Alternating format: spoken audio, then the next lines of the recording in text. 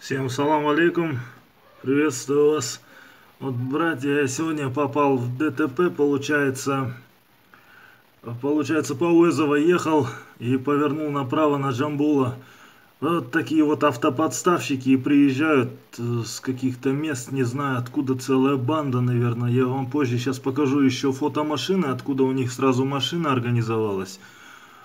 Ну вот так вот они под колеса бросаются и деньги, наверное, на этом зарабатывают. Они хотели деньги с меня, наверное, сдернуть. Я сказал, сейчас скорую я вызвал уже, ментов туда-сюда.